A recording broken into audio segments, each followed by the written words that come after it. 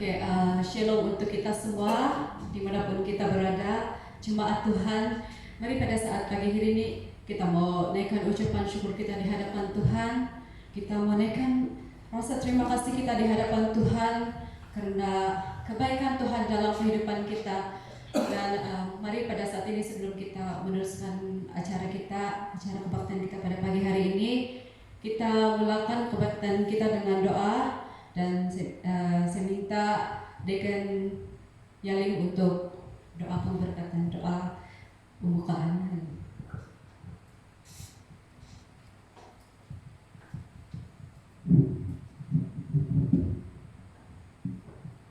Oke, mari kita berdoa bersama. Bapa kami yang di surga, yang sangat mengasihi kami,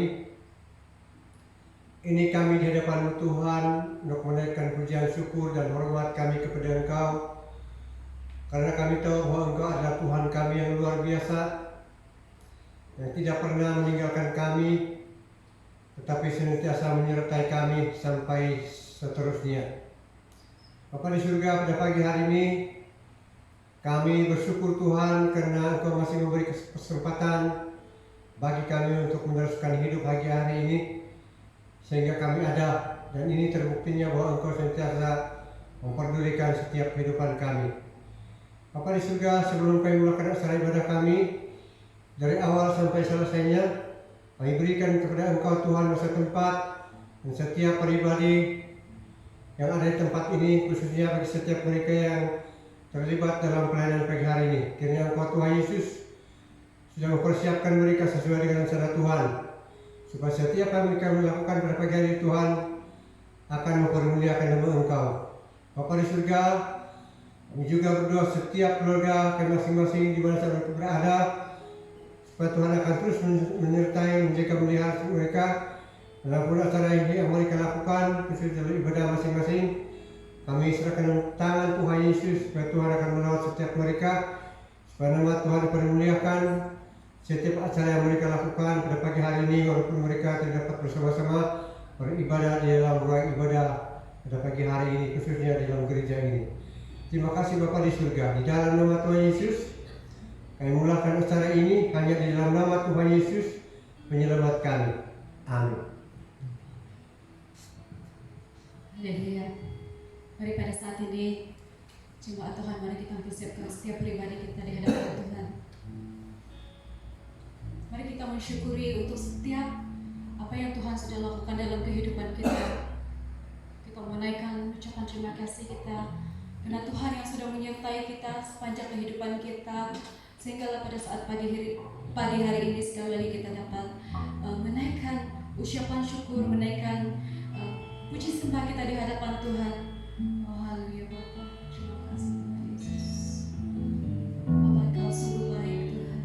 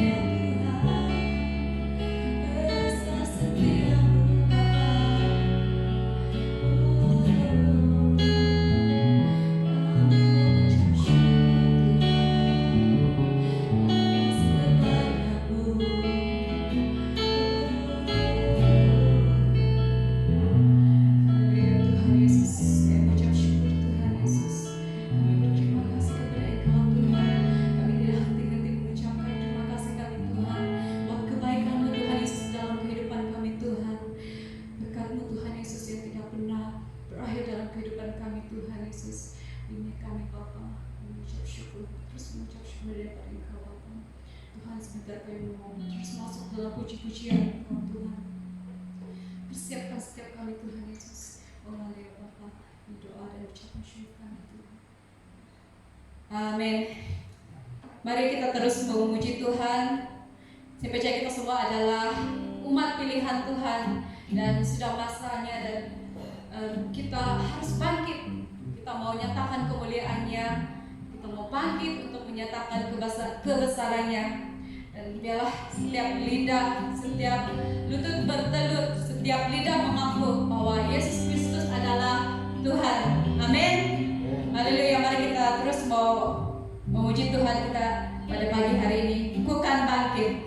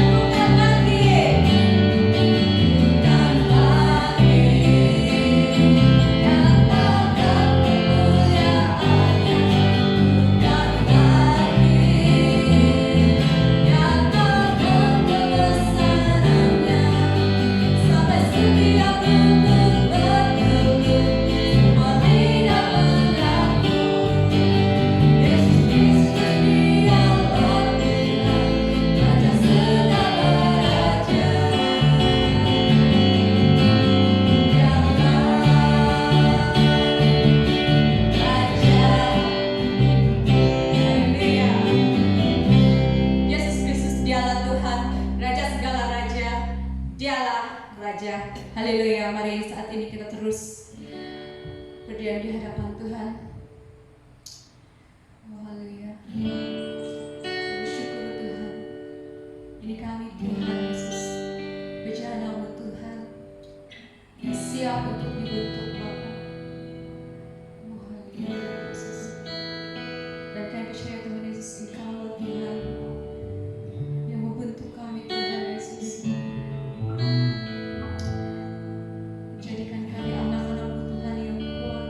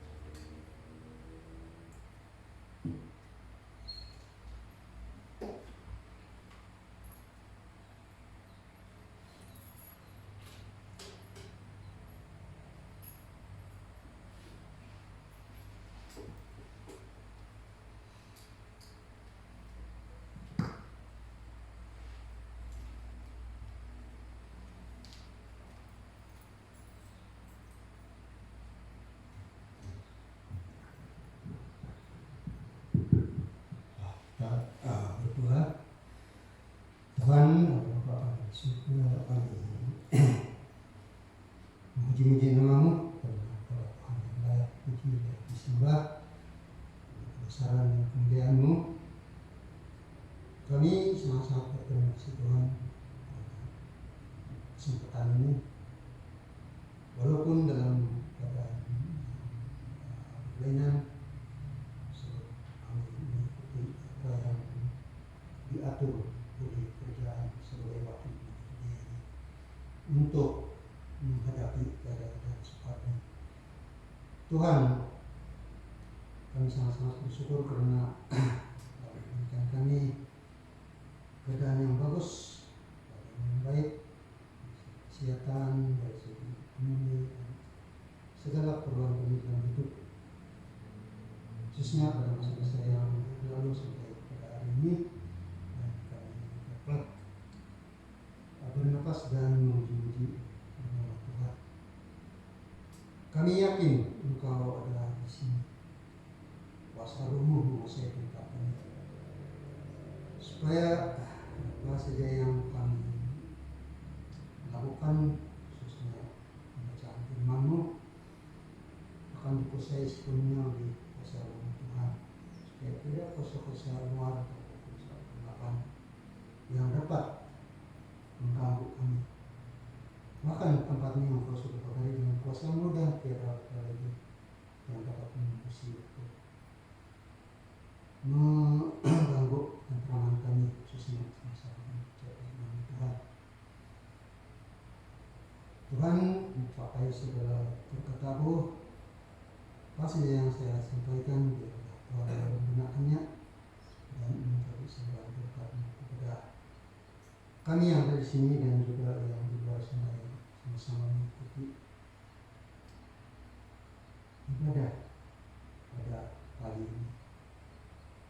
Buka hati kami Tuhan untuk mengerti firman-Mu, walaupun saya ini sebagai hamba Tuhan yang dipilih untuk memberikan firman pada hari ini, mengaku di hadapan Tuhan bahwa saya tidak berpengetahuan tentang firman ini, apalagi mengetahui rahasia-rahasia yang ada di dalam kitab suci ini Tuhan. Tetapi kami mohon dari kuasa Roh-Mu untuk membuka hati kami kepada pengertian dan pemahaman tentang firman-Mu, supaya kami dapat mengetahui rencana Tuhan dan kehendak Tuhan yang perlu kami lakukan di dalam kehidupan kami, supaya kami senantiasa berkenan di hadapan-Mu dan dapat meneruskan hidup kami untuk mencapai sasaran bagi menerima kehidupan yang baik di kehidupan kita di kemudian hari. Tuhan, terpujilah nama-Mu. Kami sudah berdoa dan mengucap syukur semua ini hanya di dalam nama Tuhan, Allah Bapa dan Roh Kudus Tuhan dan Yesus. Amin.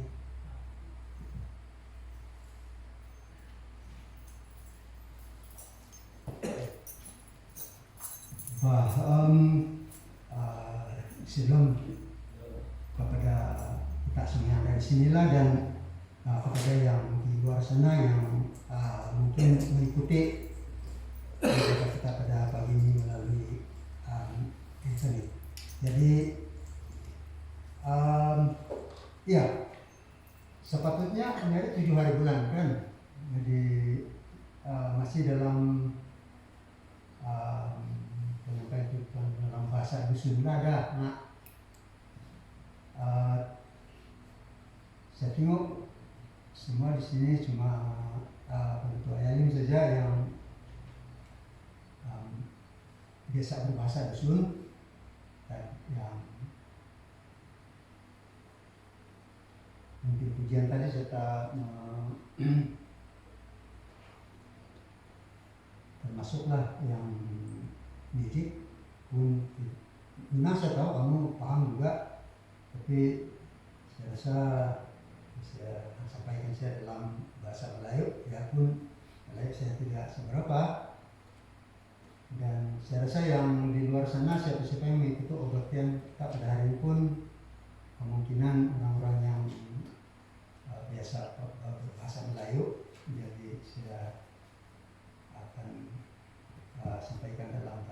Malaysia lah. Jadi campur-campur dusun lah. Jadi pertama, terima kasih karena kesetiaan anak Tuhan untuk melayani. Ini di Kandrino, ini Joshua dan Filipa yang memandaikan ujian penyembahan tadi. Jadi Tuhan memberkati. Jadi sekarang pukul 9.30 atau 9.37 lah. Jadi firman Tuhan yang saya sediakan ini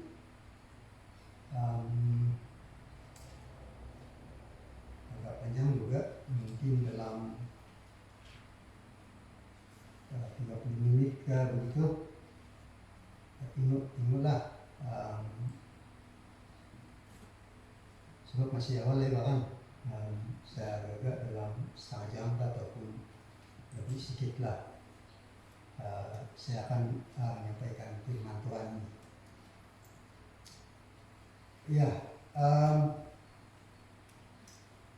saya sediakan tajuk dia atau tema firman Tuhan yang kita ikuti bersama pada pagi ini.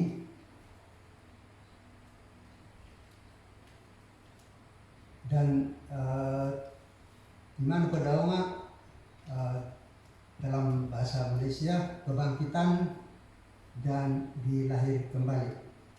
Jadi mungkin ini tajuk yang belum pernah kita dengar yang ataupun kita dengar tapi dari penyampaian yang lain lah. Jadi untuk tema ini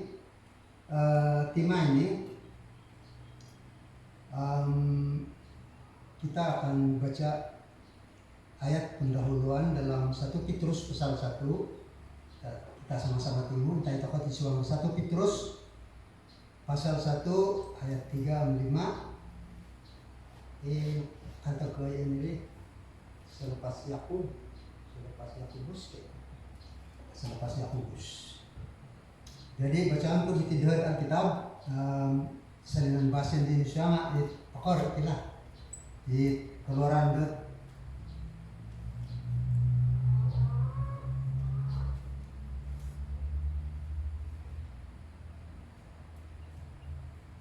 Gideon sangat sibuk lah, tapi semua selain dia adalah asal daripada buku salinan bahasa Indonesia yang macam yang saya lulus pakai itu. Jadi kita teruskan pembacaan 1 Petrus pasal 1 ayat 3-5. Pengkah terus tahu. Terpujilah Allah dan Bapa Tuhan kita Yesus Kristus, yang karena rahmat-Nya yang besar telah melahirkan kita kembali oleh kebangkitan Yesus Kristus dari antara orang mati. Itu ayat 3 yang kita pilih kepada tidak. Masih lagi belum habis, kepada suatu hidup yang penuh pengharapan. Itu ayat 3, ini kita pilih ayat 4. Untuk menerima suatu bagian yang tidak dapat binasa, yang tidak dapat cemar, dan yang tidak dapat layu, yang tersimpan di surga bagi kamu. Nah, itu ayat 4. Kemudian tapi ayat 5 yang terakhir bacaan kita di sini, yaitu kamu yang dipelihara dalam kekuatan Allah karena imanmu, sementara kamu menantikan keselamatan yang telah tersedia untuk dinyatakan pada akhir zaman. Oke, tapi di kesianan Tuhan tidak bersetingga penulis di Rasul Petrus memang melalui ilham Roh Kudus. Jadi tajuk berkenaan pukul 3 kebangkitan dan dilahir kembali. Jadi dikatakan di sini rahmat yang besar. Sekarang sudah 9.40, itulah kalau udah siap 9.30 itu kalau dapat rahmat yang besar. Nah, pertama kita tengok dulu apa itu rahmat.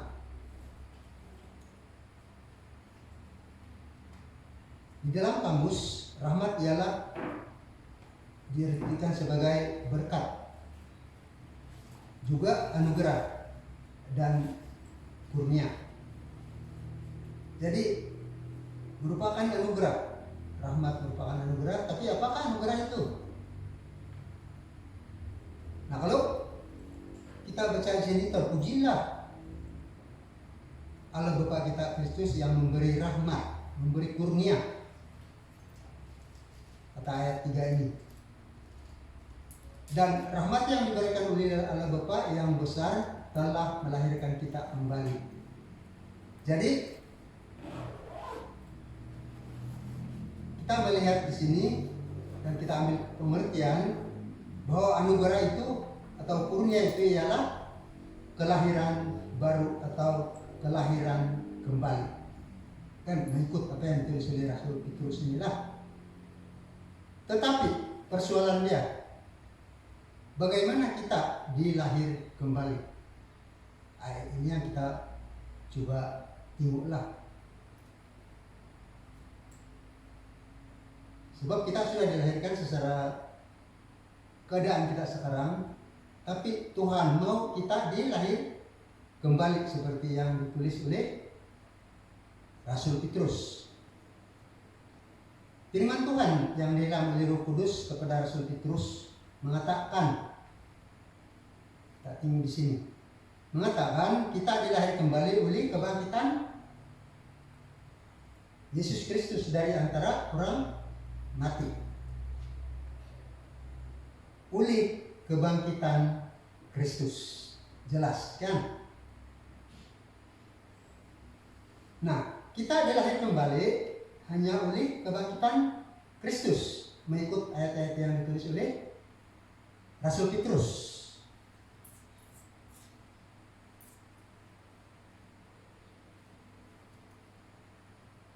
Yaitu kebangkitan Kristus dari antara orang mati. Dan kalau begitu, kelahiran kita atau kita dilahir kembali bukan daripada penebusan atau pengampunan dosa kita. Karena walaupun kita sudah ditebus dan dosa diampuni, tetapi kalau Yesus tidak bangkit dari antara orang mati, kita tidak akan dilahir kembali. Padahal lahir kembali ini adalah sangat penting untuk kita layak masuk dalam kerajaan Allah. Baik, kepinai-kepinai di kesianan Tuhan. Di nanda kita tengok apa kata Yesus tentang lahir kembali.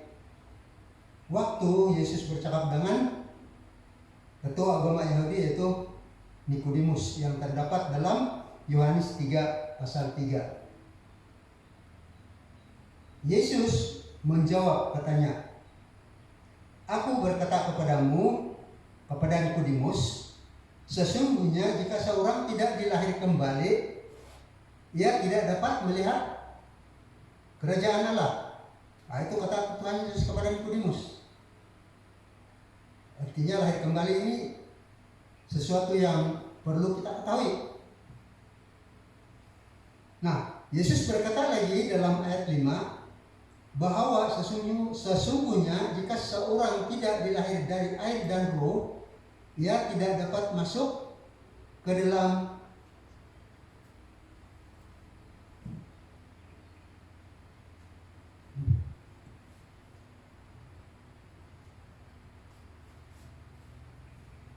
dari air dan roh, ia tidak dapat masuk ke dalam kerajaan Allah. Dan kamu harus dilahir kembali, kata Yesus dalam ayat 7.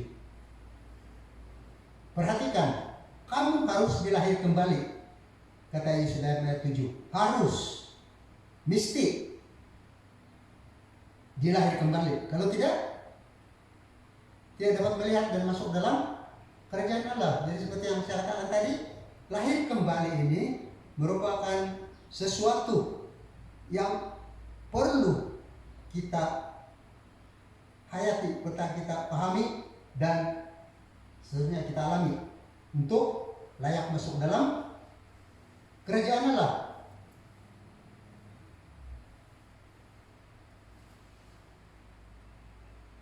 Sebab itu, atau oleh itu, kelahiran baru atau dilahir kembali adalah sesuatu yang harus dan sangat penting untuk kita ketahui dan alami untuk dapat keselamatan. Nah, tepinai di kesianan diberkati Tuhan. Isaino patulun. Kesuang atau kita ada kerjaan kinrahingan nggak mesti susu bagu. Sesiapa saja orang yang jika mau melihat atau masuk dalam kerjaan Allah mesti dilahir kembali, berpandu kepada apa yang Tuhan cakap kepada Nikodemus. Harus, mesti, tidak boleh tidak, kan? Mesti.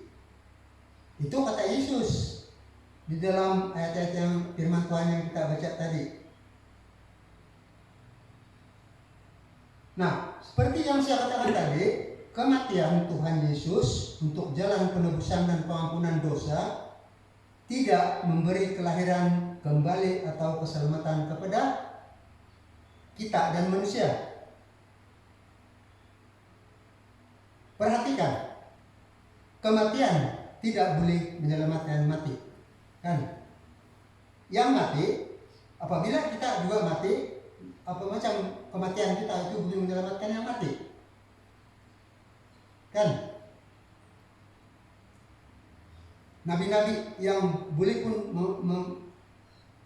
seperti Nabi Elia, Nabi yang lain yang pernah memberi kesembuhan, pernah menghidupkan orang yang mati pun itu sewaktu dia hidup. Apabila dia sudah mati, dia tidak dapat lagi memberi pertolongan atau menyelamatkan orang lain. Jadi mati tidak boleh, kematian tidak boleh menyelamatkan yang mati.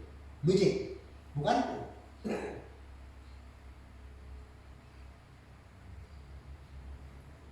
Hanya kebangkitan Kristus yang dapat memberi keselamatan kepada manusia dari hukuman dosa dan kematian. Itu dalam Alkitab. Kebangkitan Kristus membolehkan manusia turut bangkit dari kematian. Itu kata Petrus tadi, kan? Dan itu juga terdapat di dalam 1 Korintus 1 Korintus pasal 15 ayat 16 yang mengatakan, sebab jika benar orang mati tidak dibangkitkan, maka Kristus juga tidak dibangkitkan. Sebab jika benar orang mati tidak dibangkitkan, maka Kristus juga tidak dibangkitkan, kata Rasul Paulus pada sidang di Korintus. Ini peringatan Petrus kepada orang-orang di Korintus yang mungkin tidak begitu yakin dengan kebangkitan ataupun kebangkitan Kristus lah begitu.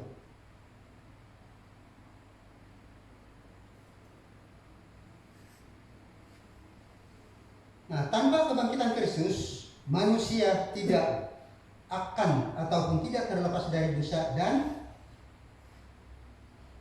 kematian.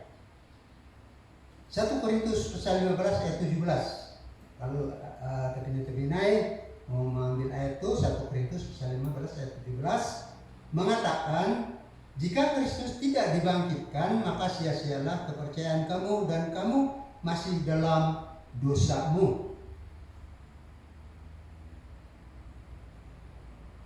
Itu kesinambungan daripada ayat yang kita baca tadi, itu dalam ayat 16, pasal 15. Bahkan orang-orang yang mati dalam Kristus juga binasa, kata ayat 18.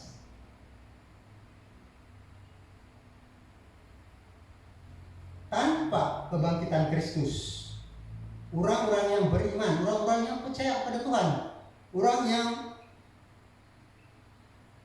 mengamalkan kehidupan sepenuhnya di dalam Tuhan pun, percaya sepenuhnya kepada Tuhan pun juga binasa.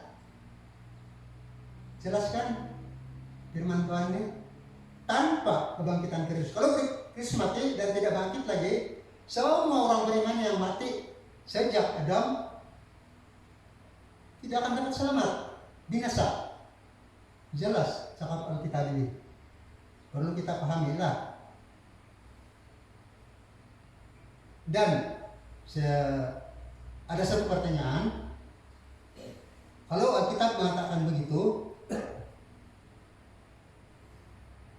siapakah yang mati dalam Kristus itu? Sejak Adam sampai sekarang, orang-orang yang beriman, orang-orang yang rajin menuruti hukum Tuhan, itu sesudah mati di dalam Kristus. Karena dia sudah ada kelayakan untuk masuk dalam kerajaan Allah. Dan siapakah itu? Nah, kalau kita selidiki Alkitab, orang-orang beriman, ada yang dipanggil bapak orang-orang beriman ialah Ibrahim, dan orang-orang beriman lain seperti Musa,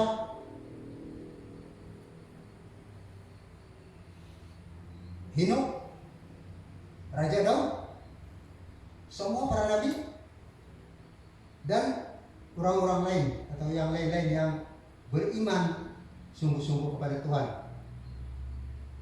Jadi kalau mengikut Alkitab ini, mengikut firman Tuhan seperti yang dibagi tahu oleh Tuhan Yesus kepada Nikodemus tadi dalam ayat 18 tadi, itu menunjukkan orang-orang yang beriman yang macam saya sebutkan tadi itu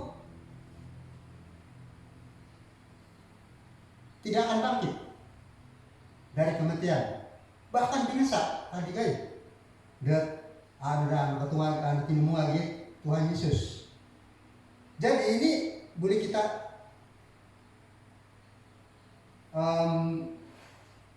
ambil pengertian bahwa walaupun orang-orang beriman itu sudah meninggal ribuan tahun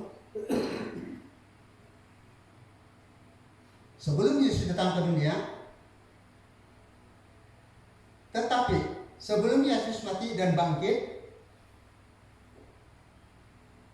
mereka tidak ada harapan walaupun beriman sungguh-sungguh.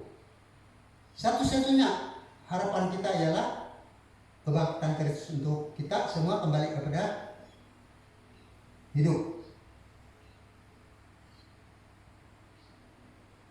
Jadi mereka semuanya tidak akan bangkit atau lahir kembali, bahkan turut binasa walaupun beriman. Kalau Yesus tidak bangkit dari antara orang mati, itu kata firman Tuhan dalam Alkitab. Besok firman Tuhan ini benar. Tidak sesiapa pun manusia yang boleh menidak atau menafikan firman Tuhan ini. Coba kita tengok apa kata Tuhan Yesus dalam Matius 24 ayat 35. Langit dan bumi akan lenyap, tetapi perkataanku kekal, kata Tuhan. Jadi semua firman yang tertulis dalam Alkitab ini adalah firman Tuhan dari Allah Bapa dan Tuhan Yesus. Jadi sesudah difirman, dia tidak akan berubah, dia tidak akan lenyap. Walaupun dunia ini hancur. Jadi firman Tuhan ini firman Tuhan yang perlu manusia percayai, atau mereka tidak tahu apa rencana Tuhan.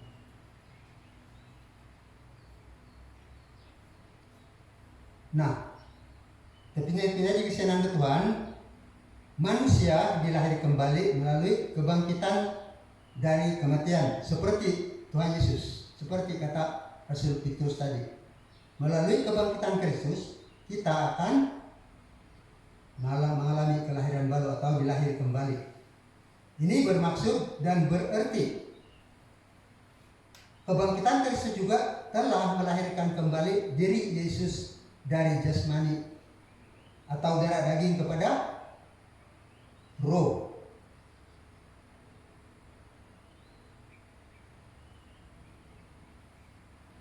Oke, mungkin saudara-saudara atau saudara-saudari dan yang termasuk saya lah, dan mungkin yang lain di luar sana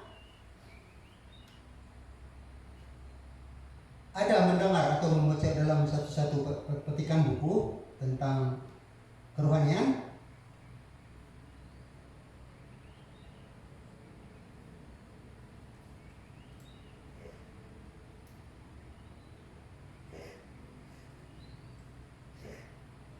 termasuklah penganalisis Alkitab yang mengatakan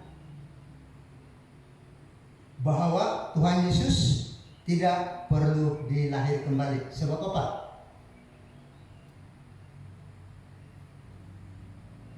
Sebab Tuhan Yesus tidak ada dosa. Saya pernah membaca satu buku petikan yang berkata begitu.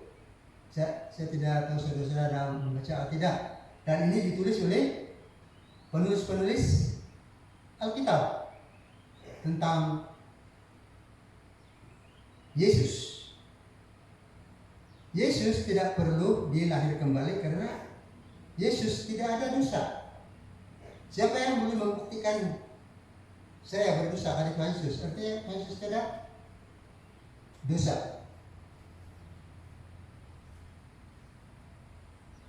Tetapi perhatikan kepinai-kepinai apa yang Tuhan Yesus cakap kepada guru orang Yahudi. Insik Nikodemus dalam Yohanes pasal 3 itu, rasakan dia insik sajalah, biarpun tiada lagi panggilan biasa kan sebagai penghormatan atau guru. Tapi sudah saya sebut tadi guru Yahudi, dan sekarang saya panggil insik Nikodemus lah dalam Yohanes 3 ayat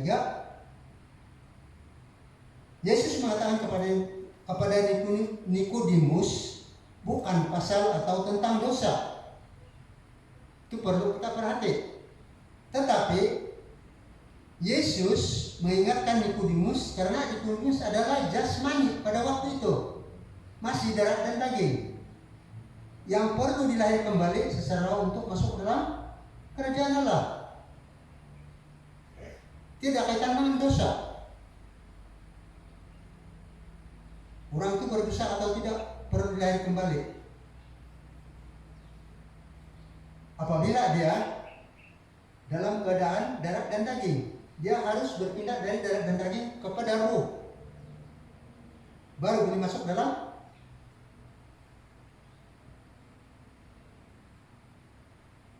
kerajaan Allah. Karena sebab Rasul Paulus mengatakan di dalam 1 Korintus 15 ayat 50 begini, darah dan daging tidak boleh masuk atau mewarisi kerajaan Allah. 1 Korintus pasal 15 ayat 50. Jadi darah dan daging ini tidak boleh masuk dalam kerajaan Allah. Yesus di dalam dunia darah dan daging, dia tidak boleh masuk dalam kerajaan Bapaknya di surga selagi dia masih darah dan daging.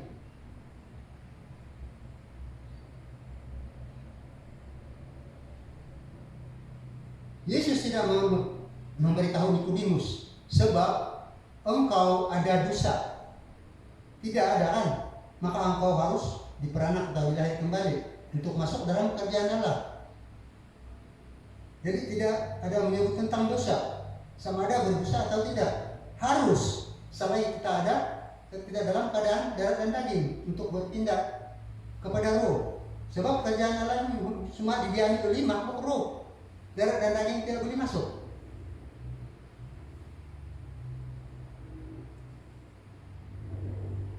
Nah, kita semua tahu, kita juga merayakan hari Natal kan? Kita merayakan hari Natal setiap tahun. Jadi, kita sudah paham betul bagaimana Yesus datang ke dunia.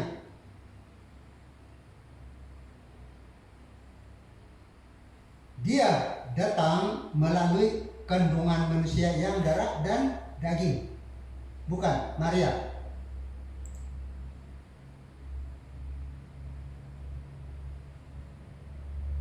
Dan Yesus dilahirkan menjadi manusia yang darah dan daging. Betul kata cakap Tuhan Yesus, yang dilahirkan secara daging tetap daging, yang dilahirkan secara roh tetap roh.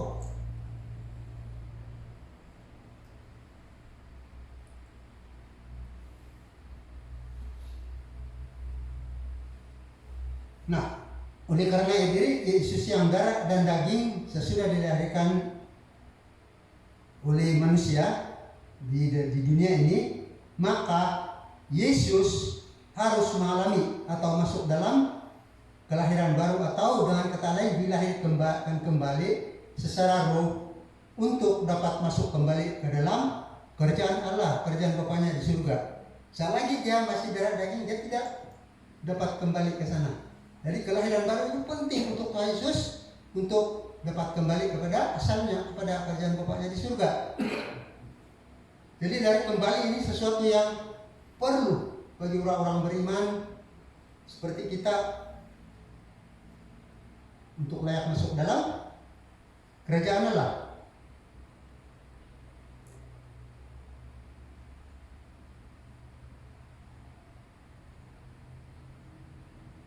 Seperti yang saya sampaikan tadi, apa yang Yesus cakap dalam Yohanes 3 ayat 6, apa yang dilahir dari daging, tubuh jasmani adalah daging, dan apa yang dilahir dari roh adalah roh. Itu cakap Tuhan Yesus sendiri di dalam Yohanes 3 ayat 6. Sebab itu, apabila Yesus dilahirkan oleh manusia yang darah daging, dia jadi darah daging. Yesus harus kembali kepada roh dengan kelahiran baru untuk dapat kembali masuk dalam kerajaan Allah. Sebab darah daging tidak boleh masuk dalam kerajaan Allah.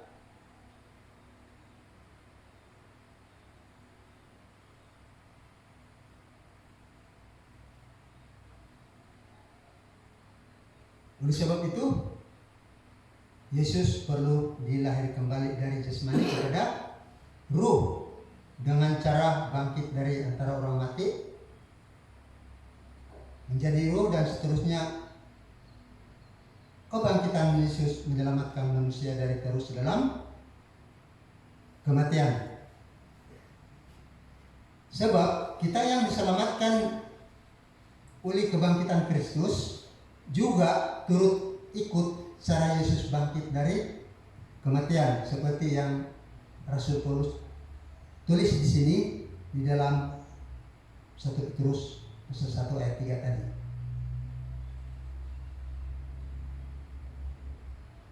Tetapi bukan sekarang, di masa akan datang.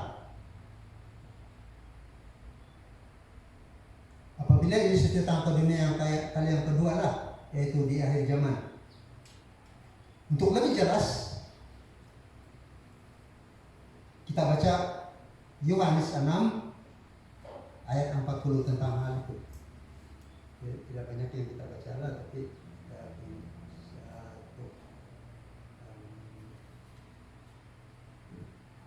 dari Yohanes pasal 6 ayat 4 ayat 40 yang berbunyi begini, tingkat bersedau 6:40 engkau berseru Tuhan titik inilah kehendak Bapakku, yaitu supaya setiap orang yang melihat anak dan yang percaya kepadanya beroleh hidup yang kekal, dan supaya aku membangkitkannya pada akhir zaman. Supaya aku membangkitkannya pada akhir zaman. Jadi kebangkitan kita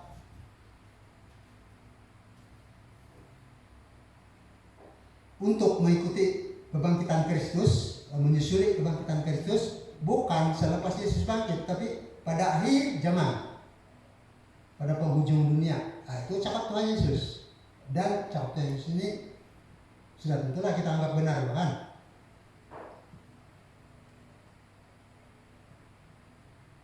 Nah, untuk lebih jelas yang menunjukkan Tuhan Yesus itu sudah jadi roh selepas kebangkitannya,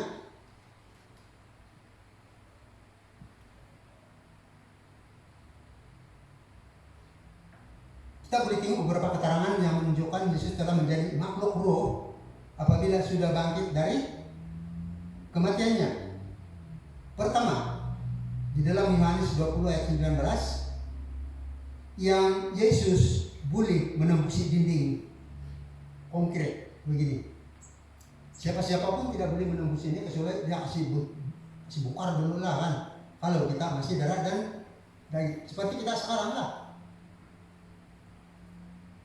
kan. Kalau misalnya saya ada di luar, kan, saya masuk, ada luar besar di dalam, tapi semua berkunci. Macam saya boleh masuk kalau saya tidak dapat menembusi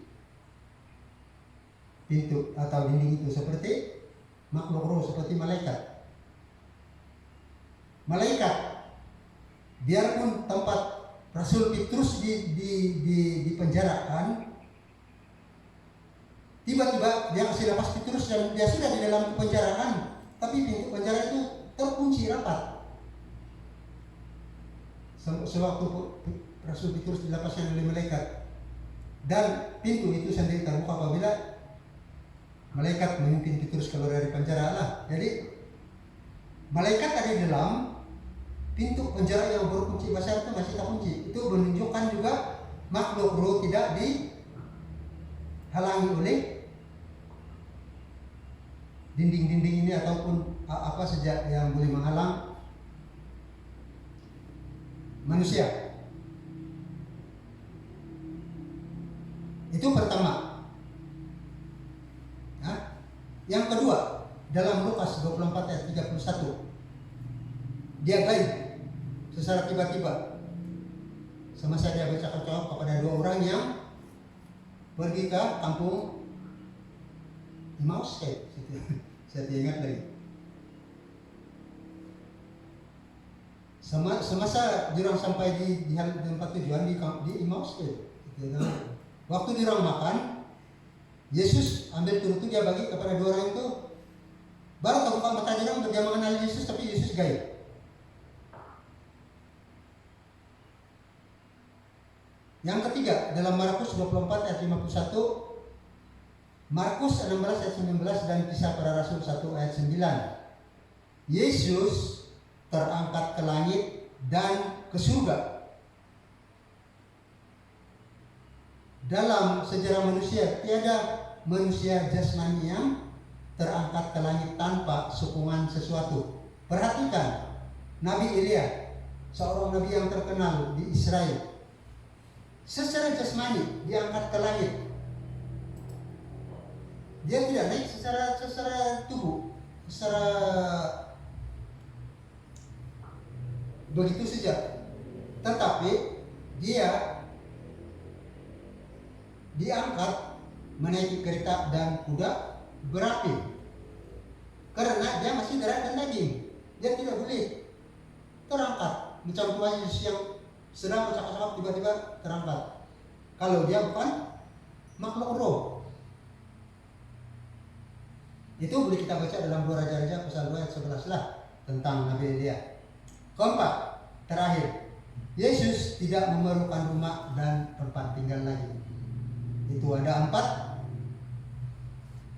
yang menunjukkan Yesus adalah makhluk roh selepas dia bangkit dari kematian.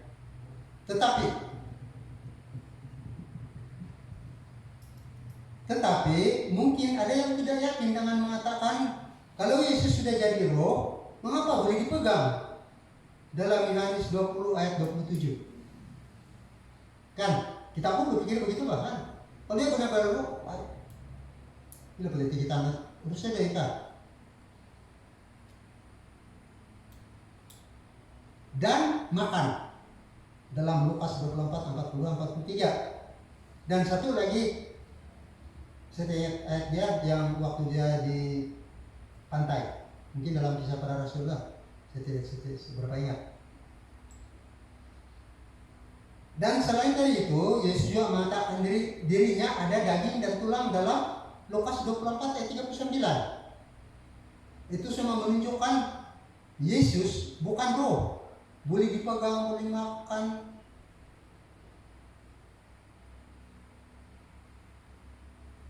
Dan peganglah saya, hantu, tiada daging dan tulang. Maka begitu Yesus kan? Kalau rumah ada tulang kan, nah daging.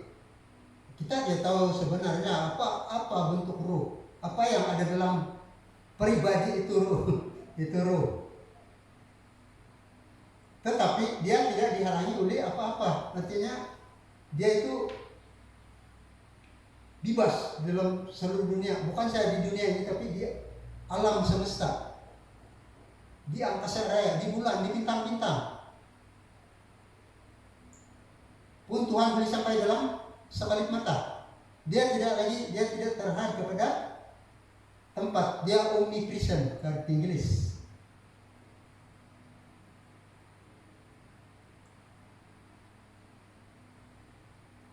Oke, kita tengok hal itu dalam Alkitab.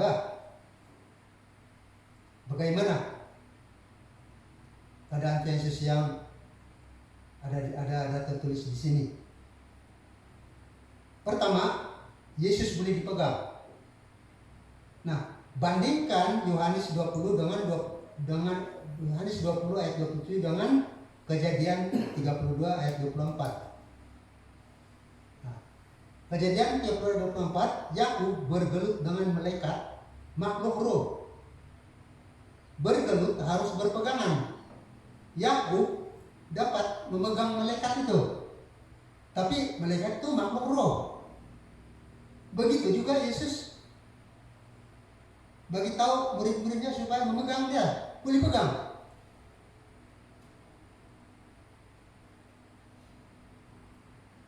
Kedua, Yesus makan.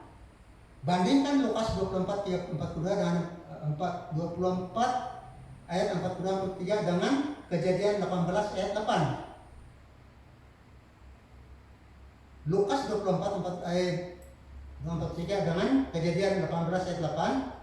Ketiga malaikat yang datang kepada Ibrahim, makhluk roh, yang memberitahu Ibrahim bahwa dia tidak lama lagi akan dapat anak. Kan? Apabila Ibrahim memberi makan, ketiga-tiga malaikat itu makan. Karena dia kelihatan seperti manusia. Makan seperti Yesus makan. Bukan makhluk roh. Ketiga, ada daging dan tulang. Nah, seperti malaikat yang datang kepada Ibrahim dan yang juga malaikat yang bergelut dengan Yakub, yang menampakkan diri seperti manusia jasmani, begitu juga Yesus memperlihatkan dirinya seperti dalam keadaan sebelum dia mati. Kelihatan seperti tubuh jasmani, ada tulang, ada daging, tapi dia sudah jadi roh macam itu malaikat.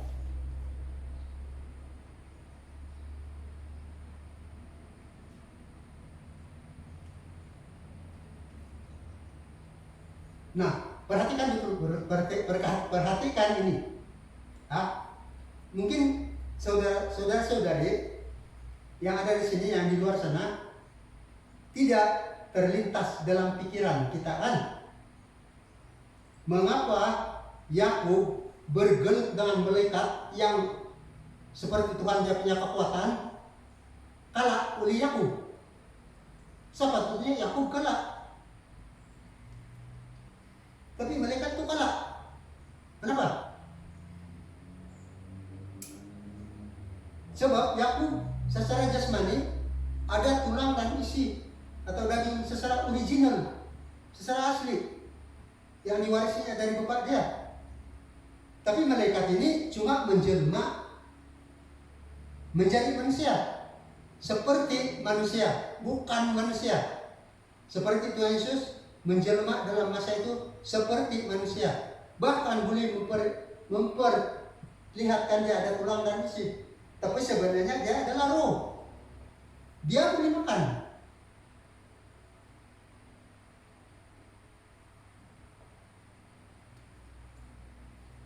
Boleh dipegang.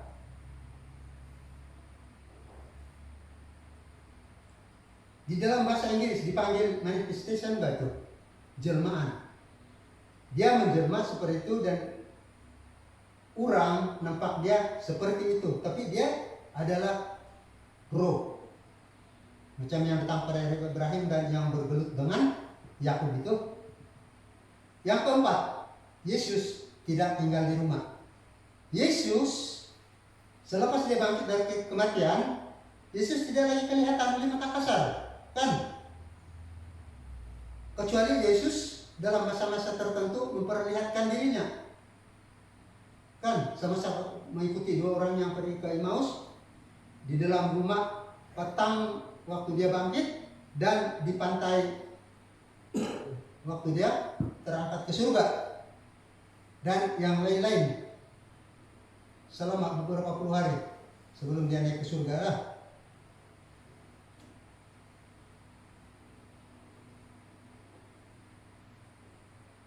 Tidak seorang pun tahu, tidak sebut dalam Alkitab bahwa dia tinggal di rumah, kan?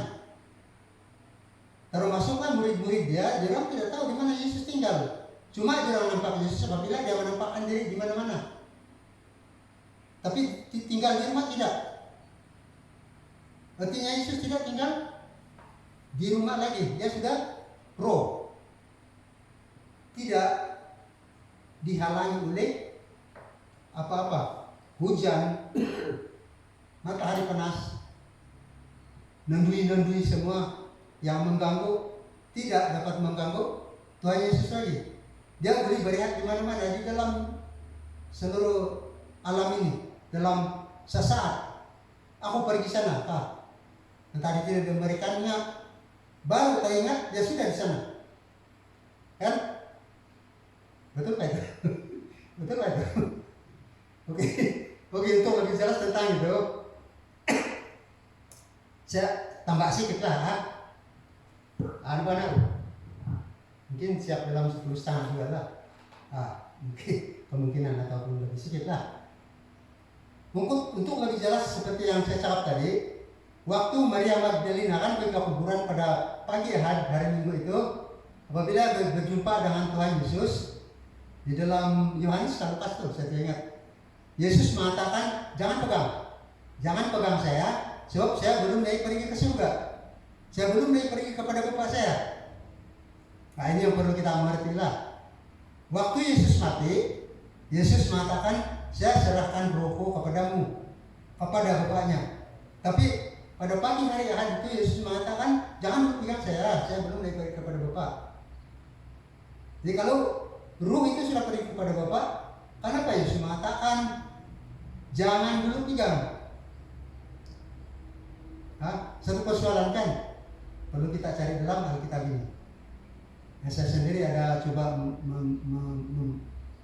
menyelidik itulah, tapi bukan itu yang kita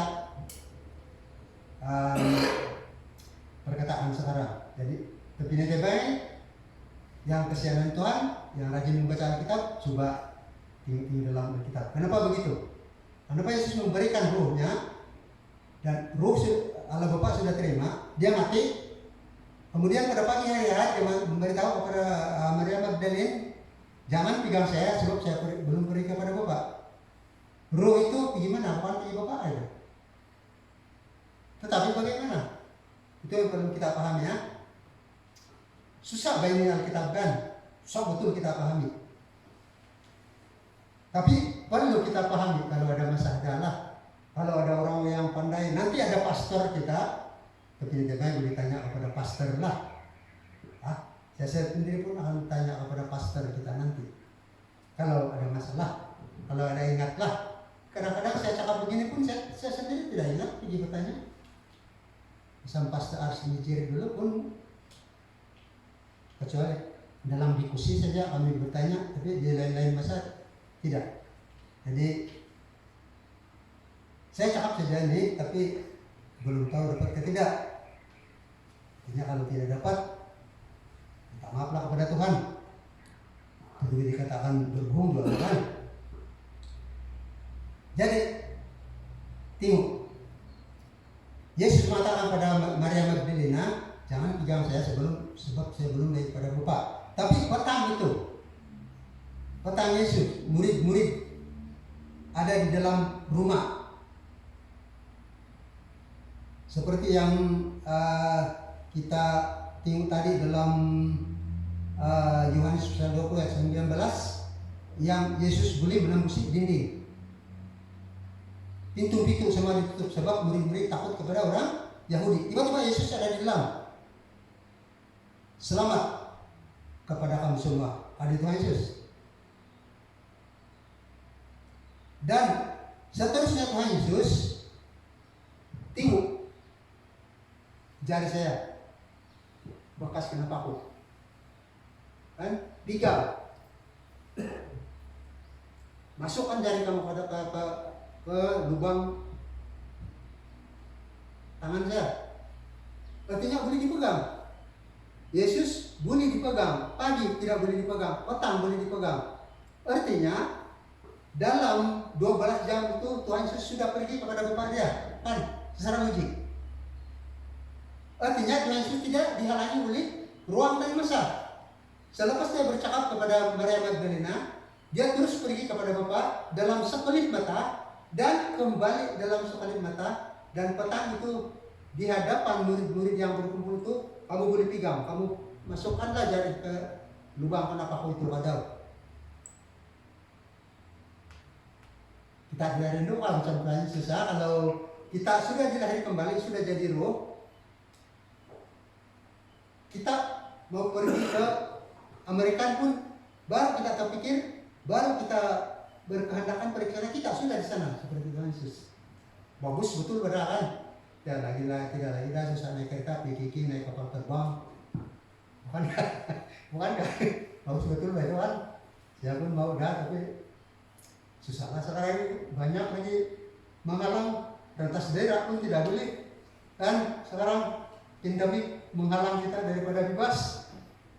Kalau kita bukan Facebook, pandemik itu kita rentas saja tanpa kelihatan pun tidak ada apa-apa itu pandemik. Jadi itu kerinduan kita untuk menjadi roh melalui kelahiran baru. Dan apa yang saya cakap tadi dari 1 sampai 4 itu menunjukkan Tuhan Yesus selepas bangkit dari kematian sudah jadi makhluk roh. Atau pulanglah kepada kita, bahkan kita menerima apa yang ada dalam kitab tanpa roh itu, ataupun roh itu sebab sesuai di bodit roh itu Yesus bahwa bukan saya terpilih, bukan saya mengatakan betul aku terpilih, tapi banyak manusia di bumi yang tidak percaya kepada Tuhan Yesus, walaupun mendengar apa yang ada di dalam Alkitab. Nah, ada 5 menit lagi, 10 setengah. Saya ambil masa saja Pak. Ada sedikit lagi. Jadi saya teruskan. Di sini perlu kita ketahui kepinai-kepinai di kesianan Tuhan yang seiman di dalam Kristus, bahwa kelahiran baru atau dilahir kembali secara roh akan terjadi dan dialami juga oleh orang-orang yang masih hidup, bukan kepada orang yang mati saja. Itu kata Alkitab. Itu kita boleh baca dalam 1 Tesalonika pasal 4 ayat 16-17. Orang-orang yang mati yang dipanggil oleh Tuhan Yesus di udara akan bangkit dan terbang kepada Tuhan Yesus. Orang-orang yang masih hidup, kita yang masih hidup Paulus, tidak kayak mati lagi, diubah serta-merta dan sama-sama orang mati itu pergi berjumpa Tuhan Yesus di angkasa. Itu kata Rasul Paulus dalam 1 Tesalonika 4 ayat 16-17. Nah, kenapa begitu? Kita perlu ingat juga kan bahwa pada masa itu juru selamat Yesus sudah ada di dekat-dekat bumi ini, cuma beberapa kilometer dari permukaan bumi di udara di angkasa sana. Dalam kedatangannya yang kedua kali dan memanggil orang-orang benar yang sudah mati, yang dapat keselamatan. Baca dalam Yohanes 5 ayat 25 yang berbunyi begini, Aku berkata kepadamu, sesungguhnya saat akan tiba dan sudah tiba bahwa orang-orang mati yang akan mendengar suara Anak Allah dan mereka yang mendengarnya akan hidup.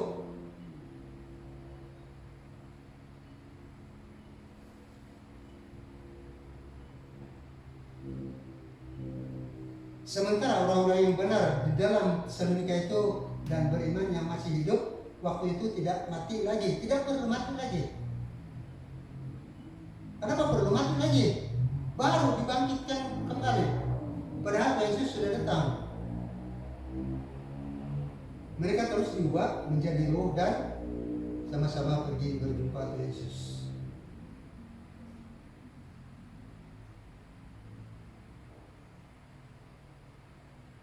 Nah, terakhir, saya harap saya dapat dalam pustaka seperti kelima begitulah. Kebangkitan Kristus adalah suatu hidup yang penuh pengharapan. Itu dalam 1 Petrus 1:3 tadi kan. Pengharapan karena kita juga akan turut bangkit dari kematian pada akhir zaman. Ini berarti orang-orang yang baru meninggal macam Ibu Kinahin ataupun siapa-siapa yang meninggal yang terdahulu, semua akan bangkit dan kepada saudara Kinahin untuk mendapat penghiburan,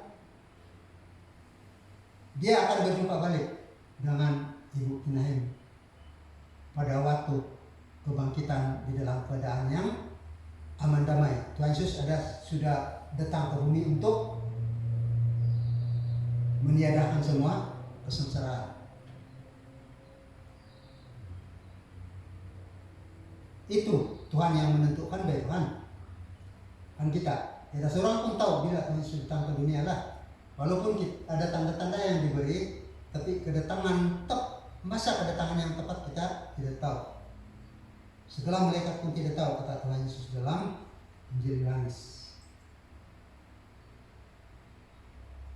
Dan itu merupakan atau melambangkan bagian hidup kita yang tidak dapat binasa, tidak dapat cemar, tidak dapat layu, yang tersimpan di surga. Kata ayat 4 tadi dalam 1 Petrus pasal 1. Tidak dapat cemar, tidak dapat layu, dan itu tersimpan di surga sebelum Tuhan Yesus datang ke dunia lah.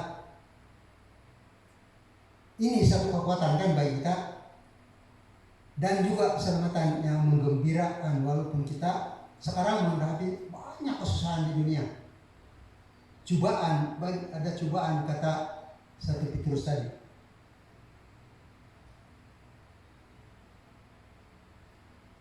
Tetapi ayat 5 mengatakan tadi ayat 6. Kemurnian iman memberi jalan kepada kita memperoleh pujian, kemuliaan, kehormatan seperti Kristus apabila Tuhan Yesus menyatakan diri pada akhir zaman atau pada zaman akhir tadi ayat ini ayat 3 ayat 4 ayat 5 atau akhir zaman, sama juga baik zaman akhir ke akhir zaman.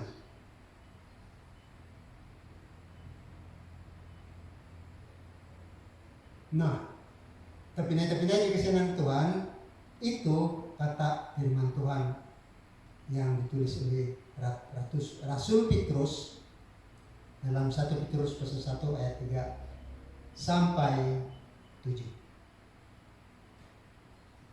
Jadi firman Tuhan itu perlu kita hayati dan kita buat perbandingan dengan ayat-ayat lain di dalam Alkitab supaya kita lebih memahami tentang sesuatu firman di dalam Alkitab ini. Kita tidak boleh memahami apabila kita membaca sesuatu firman kita pikir-pikir itu arti dia. Tetapi apa yang tertulis itu ada di bagian-bagian lain dalam Alkitab. Coba kita pikirkan nubuat dalam Nabi Daniel tentang peralihan kerajaan di dunia ini, yang ada menyebut tentang 10 jari, 10 tanduk. Kalau kita cuma tengok saja dalam kitab Daniel, kita tidak akan dapat memahami. Tapi apabila kita tengok dalam kitab Wahyu, ya di sana juga disebut ada binatang yang bertanduk 10.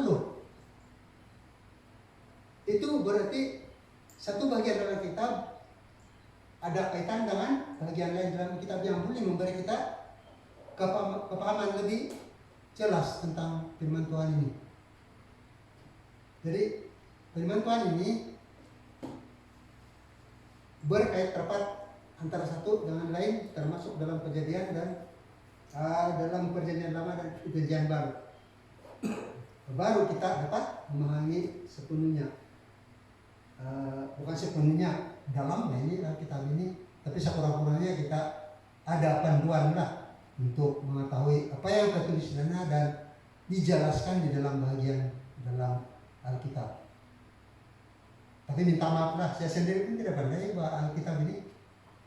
Saya cuma membaca banyak-banyak risalah, termasuklah risalah-risalah saksi Yahwa. Kita tidak salah membaca itu. Kita jangan terpengaruh apa yang tidak betul sanalah. Tapi di dalam keseluruhan risalah saksi Yahwa itu ada yang benar, ada yang betul, mengikut Alkitab. Itu kita boleh terima. Kalau kita terima itu artinya kita tidak menerima firman Tuhan, bukan. Cuma apa yang diajar oleh mereka yang mengatakan Tuhan Yesus bukan anak Allah, dia bukan Allah, itu kita tidak terima. Kan?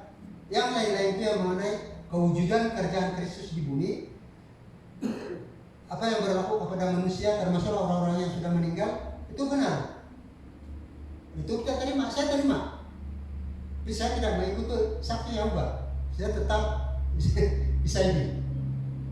Saya mau memperbanyakkan pengetahuan saya lah. Kalau sedapat-dapatnya apa yang ada dalam risalah lain dan risalah dalam Isai, barulah kita boleh bandingkan mana yang benar berpandu kepada apa yang ada di sini. Kan? Pindah-pindah. Tapi jangan katakan saya ini rajin atau baik. Tidak. Ini pun menyediakan firman ini pun saya berhabis-habisan. Memang berdoa juga kepada Tuhan lah. Tapi sukar bang memahami firman Tuhan ini. Sangat sukar. Dan apalagi macam saya ini kan tidak pernah bersekolah di sekolah Indonesia secara terus berkusinnya ataupun macam si Kunto. Jadi tiada apa-apa pengetahuan. Tapi apa yang Tuhan beri kepada saya itu saya sampaikan untuk kita fungsi bersama saya. Semara benar atau tidak dalam pikiran saudara-saudari tidak salah. Sebab firman Tuhan yang disampaikan ke seluruh dunia untuk kesaksian dan baru kedatangan kata Tuhan untuk kesaksian. Kita menyaksikan firman itu disampaikan, bukan bermaksud Tuhan memaksa kita mempercayai. Selidiki Alkitab ini, selidiki semua roh, adakah dari Tuhan ataupun dari dunia. Jadi tidak salah kita membuat pertimbangan. Apa yang saya sampaikan tadi itu terpilih boleh buat pertimbangan. Jangan yang apa yang saya sampaikan, apabila aku tidak percaya, kamu rasa berdosa, kamu rasa bersalah. Periksa dulu dalam Alkitab. Apabila kamu sudah tahu melalui berdoa kepada Tuhan dan baru kamu ambil keputusan sama ada mau percaya atau tidak. Itu cuma saya menyampaikan, kamu menyaksikan. Sama ada kamu yakin atau tidak, kamu periksa di dalam Alkitab ini, barulah ambil keputusan. Bahkan ada seorang pastor datang sini dulu pun begitu juga sahabat dia. Jangan terus percaya, tapi selidikilah dalam Alkitab. Jadi saya percaya dengan cara itu dan saya pun bercakap begitulah. Sudah 10.35 dan kita sampai kepada penghujung penyampaian firman Tuhan. Terima kasih atas perhatian. Minta maaf karena lebih daripada setengah jam, tapi masih awal, masih awal lah. Dan mungkin kita tidak terburu-buru kalau tidak ada sesuatu yang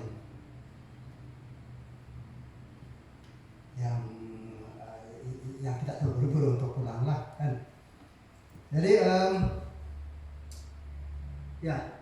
sekali saya mengucapkan terima kasih atas perhatian bersama pada tepi-tepinya yang ada bersama-sama di sini dan kepada tepi-tepinya yang ada mengikuti ibadah atau penyampaian firman Tuhan pada pagi ini. Seperti yang saya katakan tadi, begitulah cara kita menerima firman Tuhan. Kalau firman Tuhan itu kita anggap benar, macam saya anggap benar sebagian daripada risalah Yakob itu saya terima, sebab itu benar-benar daripada Alkitab, dan yang lain-lain yang tidak benar itu saya tidak terima. Begitu juga apa yang saya sampaikan. Kalau saudara sudah melihat di sini benar, boleh terima. Yang tidak benar itu bukan dari Tuhan, dari saya, dan jangan percaya atau jangan ikutlah kan begitu. Nah, pengikuti ngarepot sebelumnya macam pengumuman sebelum saya berdoa untuk penutupan ataupun kita berdoa dulu untuk firman Tuhan itu, kemudian baru berdoa untuk penutupan. Tapi penutupan Jubili minta saya mengendalikan dua itu. Tapi sebelum saya berdoa, kalau ada apa-apa yang perlu diberitahu saya bagi ini harap. Jadi kita sampai ke berapa ujung sudah 11.40. Tapi kalau belum sampai masalah, kalau yang besok biasa kita lah. Dan saya minta maaf.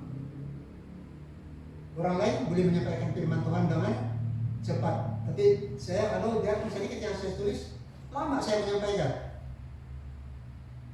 Sepatutnya saya ikut Pastor Pangeran saya boleh menyampaikan firman Tuhan dalam setengah jam, tapi saya lambat. Jadi minta maaf lah kalau saudara-saudara rasa penat. Jadi endungan penihara putih ke mata ilmu atau kesembilan. Sebelum saya berdoa untuk penutupan ibadah kesuapan itu, anu sembahyang kote sana sembahyang tahun kote sana suang lagi nah atau ke selian berus apa kurang pada hati keselisahan. Kalau kita rasa kita berdoa dalam suara kedengaran, jadi juga Tuhan tidak menghargai cara kita berdoa. Yang penting hati kita tertumpu kepada Tuhan. Sama kita mengeluarkan kedengaran ataupun secara senyap, semua Tuhan terima melalui iman kita. Jadi kita berdoa untuk firman Tuhan itu supaya Tuhan memberi kita pengertian yang lebih mendalam, bukan saya yang sampaikan pada hari ini, tapi yang apa-apa firman Tuhan yang sudah pernah kita dengar, supaya tetap di dalam hati kita dan akan membuat terhadap seorang kepastian lah. Baik, jadi selepas itu baru saya berdoa untuk pusat atau penutupan. Ya, ada sampai yang khusus untuk bersekolah. Tuhan dahay dipunpasi dahay di ahar na katimpunan ng harap at puson. Tuhan tawan ang tanah. Imangasay kasi ang dahay mangasay akan sana tumugunan ng tibakan seluruh alam semesta. Kekuasaan ng Tuhan ada hai bila serahun dia ti pemusarahan terhad tentang kekuasaan kegayaan Tuhan. Tempat dahai lihat sumandiu naik mengendas. Sebab kung sana ay sudut ng kapasiyan dahai ang nailaan ng Tuhan. Pupusan ng kapasiyan dahai siya kumagunan iti na ailaan ng Tuhan. Sebab tidak perlu bersandar sepenuhnya iswang ngaran ng Tuhan. Supaya nung padahit nagkalugatan dahay at pumunsa iswang kumagunan iti imagal na kapasiyan dahay komplit na kapasiyan dahay at iswang katumbayan manihay Tuhan tulungan. Supaya nabi ihay nagpagilat bukan sa Tuhan ayay kasimbahan. Jadi isang daw karikatan ng Tuhan ang alayat yahay at sumuang kerjaan ng Tuhan kasi ang nataarap ang pusat. Tulungan niya Tuhan umur perkara-perkara di tawang at siyang penugunan dito kasusaan, katangaban, kaibalitan berluyahay kekuatan ng Tuhan untuk tumugwang bagay sa niti supaya tayo ulo po iswang katumbayan umayay ulo iswang ngaran Tuhan supaya katumbayan dahil kasi iswang Tuhan siya tersedia at nung ipinapit Tuhan ng iswang surga at iswang pelajaran dahil dito mga Tuhan bahwa dia petahap dahil secara percuma kalau irina ketumagan dari tadi kepesian hasilnya hanya karena Tuhan malaikat semua kerjaan Tuhan kami kepesian kalau saya Tuhan sendiri udah selesai lain supaya diri na pagpagirat pagkagos dapat tumbayan dahil kapanggal suara Tuhan tinarayan pun sikaw dat berasal na pelajaran ng tarawayan ibig limang dat ay karapi sa pununya tentang berasal nga kuasa karapi kapiyadi baik katapat dengan ipan-id mentali Tuhan kasakatan niya siyang dinadahay silidahay karuhang iswang kapasin di po pasaro dahay isang gira na katagwang niya ay kada-kada kasukar iswang supaya dahil ay haba ay paduway terus ya tidak iswang mengarang Tuhan melalui pertolongan kuasa Tuhan maksud Tuhan dan masa silakan dahay bersama-sama dengan berasmu banyak kuasa sebelum menyertai dahay maka itu dia kuasa tangarat yang sebenarnya kita sedot pusat jadi siko kaya Tuhan akan napakayahay dat hindi nakakatihiti takuri bayan kaya berasul Tuhan dat napakayahay tinggal berkat mo ko tetap dat sebab kepulangan dahay melalui tangan-tangan politis yang makan tinungo ataupun tumanog selepas itu ya berkaitan Tuhan supaya tidak naik menilai itu semua baik ketakutan baik takut diterima di salat di Tuhan no Tuhan pagandasan dahay punay Tuhan sandai ti sebab tulong-tulong di IT di tanga-tanga kesusahan permasalahan soal hubungan itu kadang-kadang bertanggayan dahil ko sendiri o Kung saya dahai ako kuhan sendiri melalui kelemahan dahai, Tuhan magot dahai. Boleh kau sentiasa boleh mencatat untuk beriman kepada Tuhan Tuhan. Saya nabarakatan ni Tuhan ya hai nakari kapiti ni mga biboras mo. Sentiasa ya hai karuhangan siya dahai seterusnya menutupi kekuatan hai masa-masa terbentul supaya dapat saya hai anak berkesaksian yang telah ketakutan keputusan dari Tuhan. Musikaw Tuhan ang sineti o sampai niya ako musikaw. Amin.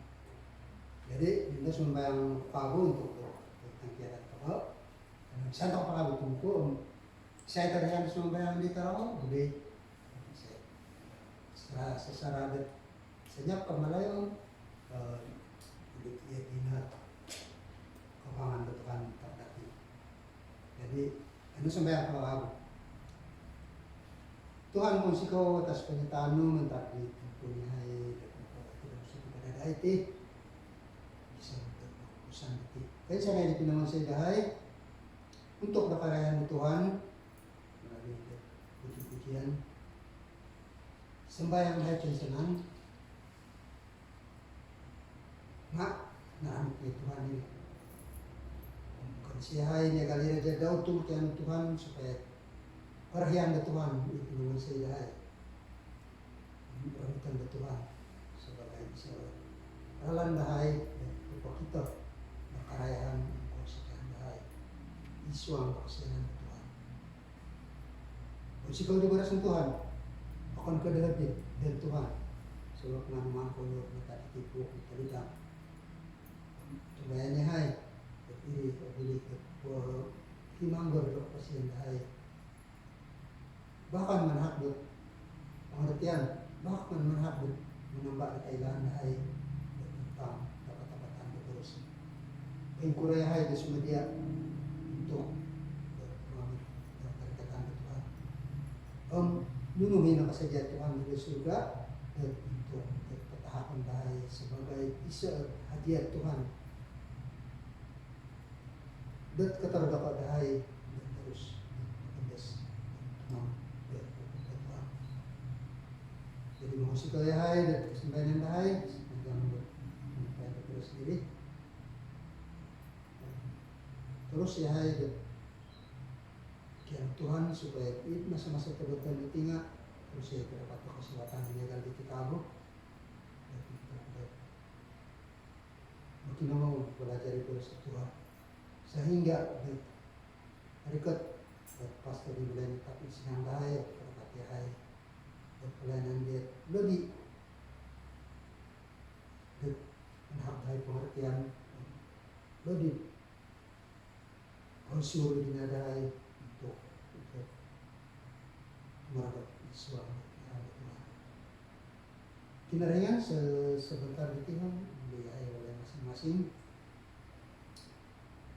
Sehai dan pengharapan Tuhan kita pun suatu handai yang kurang kaya menutup kehinap Tuhan kita akan kembali dan aku saya tamarat kalau dahai akan berpolitik dan berpisah dan handai kembali karena di sepanjang kadang banyak Tuhan terus saya kalau aman berkatan pada pati hai memuliakan kebenaran Tuhan menutupi urusan dahai selepas itu dia akan ke pasang salah di Tuhan sembahyang dahai Tuhan seterusnya untuk penyakit dahai sedang menghadapi kesusahan ya dari saudara Yasin atau Daud untuk stroke menakut sesama dalam penghiburan kekuatan menjadi militan pembelian untuk kesehatan pasien dalam Menurut apa anda proses Tuhan menurut pemberian penghargaan semua dari Tuhan anak-anak daw menyewan daw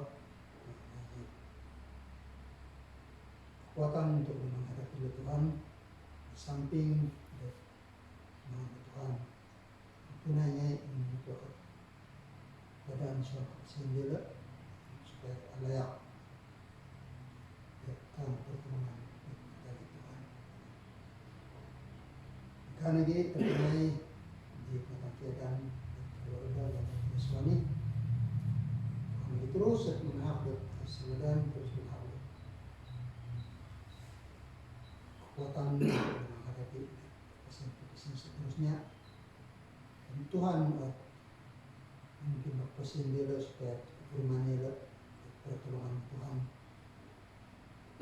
kan pun saya berpesan di perhatian dari semua Tuhan jadi masa-masa dalam ini Tuhan konsiko sendanya itu kung konsiko berapa di suara berkesan Tuhan sendanya Indonesia hanya isu yang kebenaran kekinian tamat anak sudah terlihat Tuhan kekinian dan masih dai. Kaya sana dati kekinian Tuhan terus amin.